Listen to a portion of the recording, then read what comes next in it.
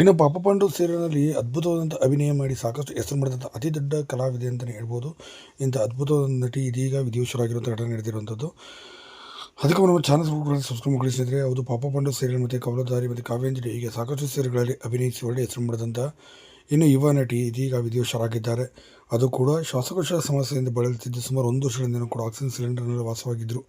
ಇನ್ನೊರು ಬೇರೆ ಯಾರು ಅಲ್ಲ, ರಶ್ಮಿ ಲೀಲಾ ಅವ್ರನ್ನ ನೀವು ಪಾಪ ಪಾಂಡು ಸೀಸನ್ 2 ಅಲ್ಲಿ ನೀವು ನೋಡಿರ್ತೀರ. ಇದರಲ್ಲಿ ಅದ್ಭುತವಾದಂಥ ಅಭಿನಯನೂ ಕೂಡ ಅವರು ಮಾಡಿದ್ದಾರೆ.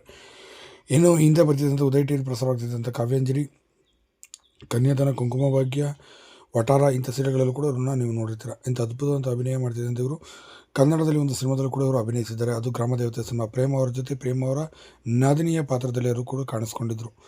ಇಂಥ ದೊಡ್ಡ ಮಟ್ಟಿಗೆ ಅಭಿನಯ ಮಾಡಿದಂಥ ಹಾಗೂ ತುಂಬಾ ಅದ್ಭುತವಾಗಿ ಕಾಣಿಸ್ಕೊಂಡಿದ್ದಂಥ ನಟಿ ರಶ್ಮಿ ಲೀಲಾ ಅವರು ಇದೀಗ ವಿಧಿವಶರಾಗಿದ್ದಾರೆ. ನಿಜಕ್ಕೂ ಇವರ ಸಾವು 1 ವರ್ಷಗಳಿಂದ ತುಂಬಾ ನರಳಿದ್ದಾರೆ ಅಂತ ಕೂಡ ಹೇಳಲಾಗುತ್ತೆ. ಶ್ವಾಸಕೋಶ ಸಮಸ್ಯೆ ಉಂಟಾಗಿ ಬಹಳಷ್ಟು ಕಷ್ಟವನ್ನು